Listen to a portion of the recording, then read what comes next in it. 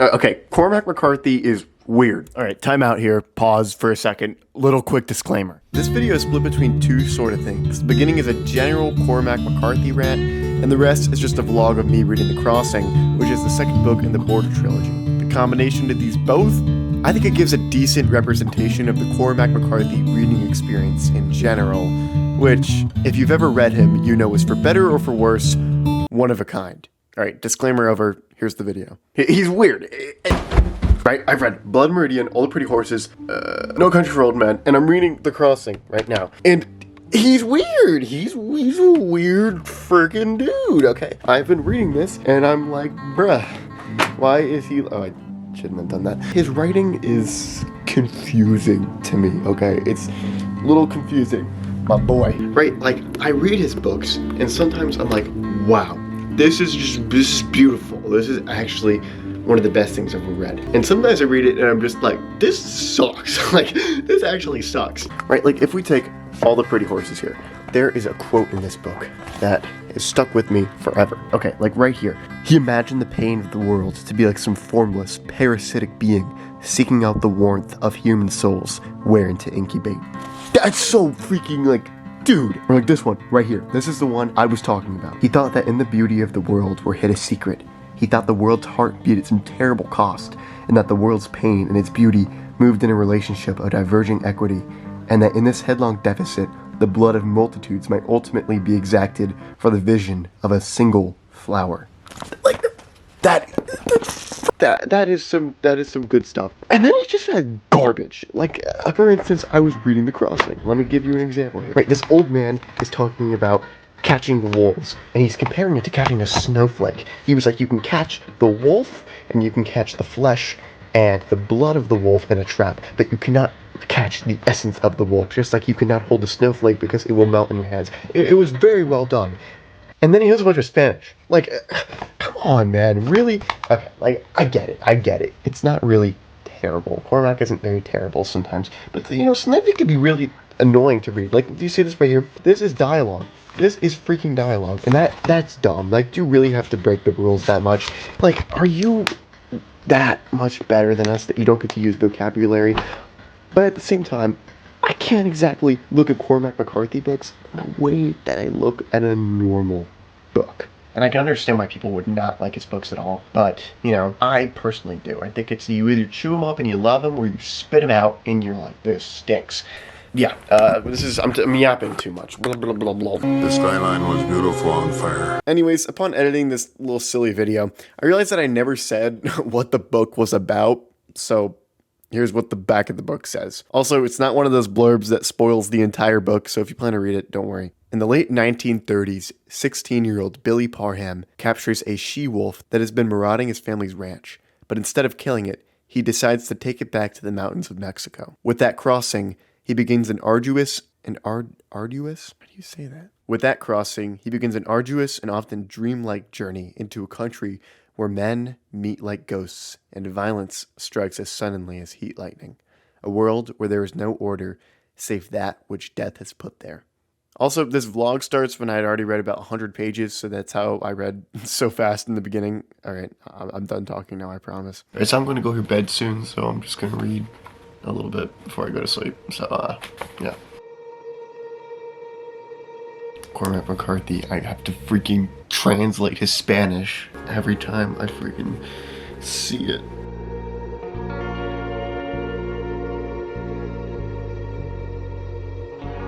Anyway, my camera battery's overheating. I'm going to bed. It's 1 a.m. I'm whispering because everyone's sleeping right now. I'm on part 2 now. And like the premise of the book has no meaning anymore. So I don't know what the rest of this freaking book is about. The next 300 freaking pages. I don't know what they're going to be about. And so I'm kind of interested, but I'm also kind of bored.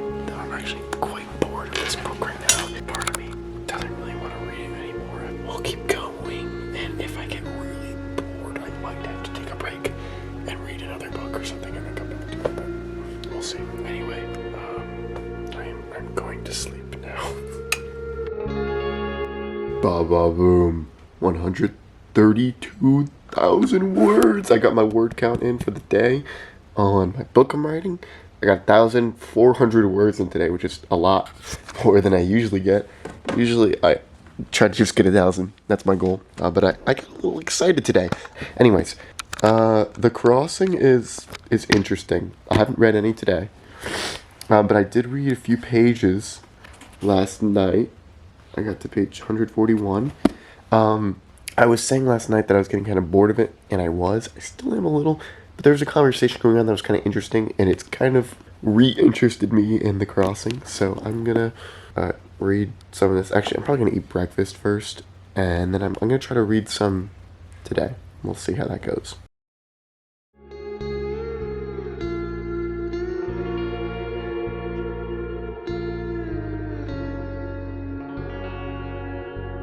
Okay, this is when I start to be like, okay, Cormac McCarthy has some just really crazy stuff. This guy is telling this story.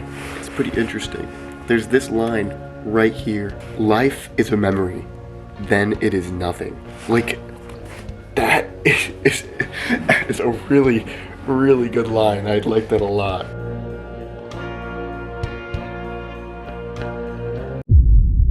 Dude, this is an ominous shot.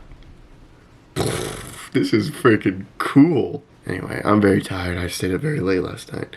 Anyways, The Crossing. I read a lot of The Crossing today. I'm on page 205, as you can see right there. And it's been a friggin' productive reading day, dude. Like, I read a lot today. We are about halfway through, which is big. I think I read about 60-something, 62 pages, something like that. Anyway, The Crossing picked up.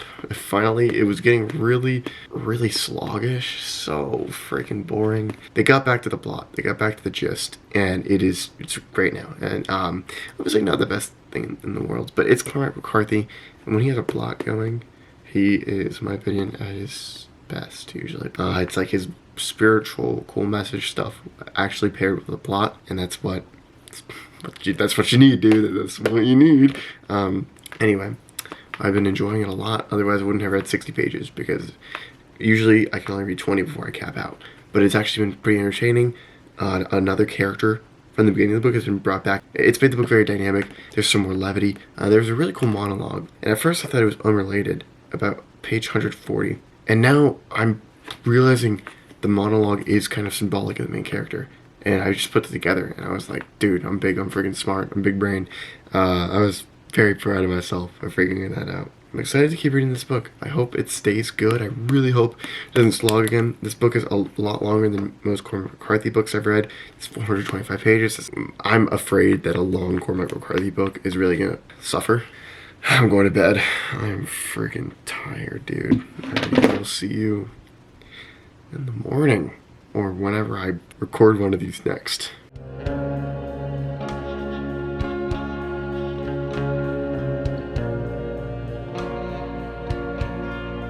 $3:25. The Crossing, we're getting close. Literally exactly 100 pages left. The Crossing is, okay, it was slogging really bad. It was getting really slow, and I was really bored with it, but something was clicking, and I can't help but view the book as fantastic, and just this coming of age dynamic, it's really becoming more and more apparent now as we see our protagonist Billy become more of his own person. There's always a monologue now and then, and it's like well written, and it's cool and it's interesting, but it's just like other than that, the freaking Crossing, it's it's good. I've been enjoying it. So I had some Cormac McCarthy playlist playing, but it really helped me focus with this. It sounds really corny, but it was fun. I was enjoying myself a lot.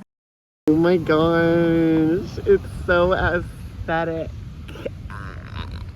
That was really bad. Are you gonna cover up this audio? No. I have 10 pages left.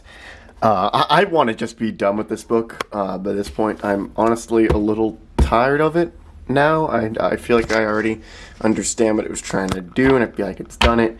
And I'm just like, can you be over? There's a lot of Spanish in this book. Like, I know some Spanish. I'm taking Spanish class in school, but it's not very, my Spanish is not that great.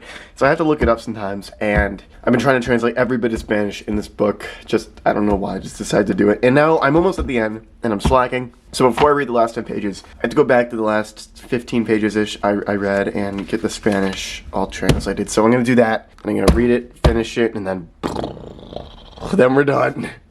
Then we are freaking done. Okay, there's about 25 pages I gotta translate here.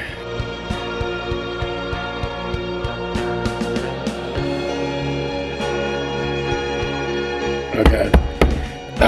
Oh my gosh. Okay, I finished catching up with the Spanish, and we're gonna go outside and freaking finish this bad boy. Dude, it is absolutely beautiful outside right now. Oh my gosh. I don't even care if the ending of this book sucks because it's so nice out.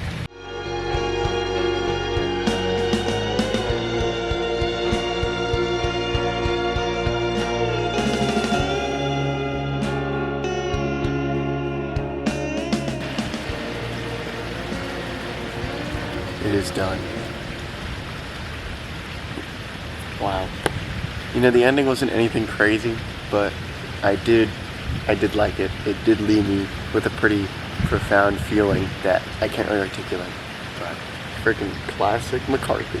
Put you through a bunch of garbage. He'll also give you a bunch of really great stuff too. That is The Crossing by Cormac McCarthy. We're done. Okay, so it's been a while since I last updated on this book, but as you know, I finished it, and overall, I have to say I quite liked the book. It had some really beautiful prose, really magical imagery, and a story that's just kind of stuck in my head ever since. Now, I do have some issues with this book. I think the first 100 pages were really beautiful, but then it starts to go on this big side tangent that is very tedious, very arduous, as the book puts it.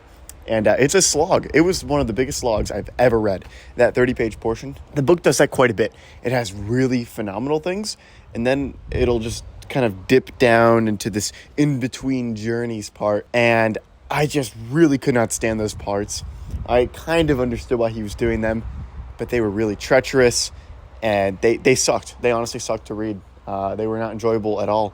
Honestly, the book is better now in retrospect, as I think usually Cormac McCarthy is better in retrospect, but I believe it's better because I don't remember parts where it's like, and then he walked, and then he picked up his horse, and then he made his horse run, and then he looked at a rock, and then he looked at the sky. I'm like, okay, I'm very much done with this stuff. When the plot is actually happening, it's very good. The end was not crazy. It wasn't anything like big explosion like Cormac McCarthy typically never is. Blood Meridian probably has the most like apparent ending, if that makes any sense at all. I don't know if it does, but this one it wasn't exactly super subtle, but it was kind of subtle, and it hit really hard. I'm not gonna lie, it hit me very, very hard. The end made the book a lot better for me because it really captured this tragic, melancholy feeling. It did it extremely well. Honestly, that image of the very end of the book has stuck in my brain on loop since like the month. I read this book like a month ago now, and I'm still thinking about it. Sometimes there's monologues or rants by characters too, and these tend to go on for a lot longer than I feel like they really should. And honestly, sometimes they can get really boring. I get that there's a lot to unpack in them and that there's a lot of messages behind them, but I'm honestly just kind of bored sometimes after being 10 pages into some character's monologue. This book is kind of a bit of an up and down. It's one of those books, as Cormac McCarthy typically is, where the more you put in, the more you get out. And there's a certain point for me when I kind of start clocking out. His books are intensive to read is what I mean. And it's hard to keep the hope that it is working towards something in my head a lot of the time, especially because this book was longer. And so that was kind of a struggle. While I was reading it, that was kind of a struggle. Sometimes there was too much Spanish, and that kind of peeved me because I wanted to translate everything because, I don't know, I'm stubborn. I wanted to understand everything. I wanted to comprehend everything. And so I translated all the Spanish, and all the Pretty Horses had Spanish, but this one had far more. There was a lot more Spanish in this one. Whole paragraphs of conversations with kind of important like symbolism and messaging and things like that, where it was like you kind of needed to know the Spanish to understand certain parts of the book. And that was kind of a pain in the butt to have to translate that. And I was kind of sick of that by the end. Yeah, I do have some gripes with it. At some points, it was possibly the worst reading experience ever. And then at others, it was really, really, really amazing. Beautiful images of both Mexico and a little bit of America that have kind of stuck with me forever. I had a dream after I read this book that was like this very visceral thing of me walking through this path past the border into, like the beautiful landscape of Mexico. And it was a really powerful dream. And it probably came from The Crossing, I'm not going to lie. Which is, if you've read Cormac McCarthy, is the most Cormac McCarthy thing ever, to have a dream that has some importance to it. He loves that stuff in his books. Anyways, overall, keeping it brisk here, I thought The Crossing was a very good book. However, it was extremely, extremely sluggish and honestly unbearable to read at points. Overall, though, now that I have kind of stepped away from it, I do have to say I like it. I do think about it quite a bit. It has some really powerful things in it. I still don't fully understand it, like most Cormac McCarthy books I've read, but that's just part of the recipe, man. I don't know. The Crossing, muy bien. Very good. I don't know if you guys got a conclusion from that, but that's the best I'm going to get. I'm holding up my phone because I had to use my phone mic audio and re-record this whole thing because there was too much wind last time. And it's sad because it was a very Cormac McCarthy looking shot. The sun was coming down and all low, and it very much fit the vibe. But it's all right. Okay, I'm done yapping now. Thank you for watching, and yes, goodbye. Have a great day, or night, or morning. Have a great life. Okay, goodbye. Also, a quick shout out to Ian Goobly for inspiring me to kind of make book videos like this. I love his videos, and I'm sorry if I just ripped off your entire style. I'm sorry. I'm working on it. Anyways, thank you for watching. Goodbye.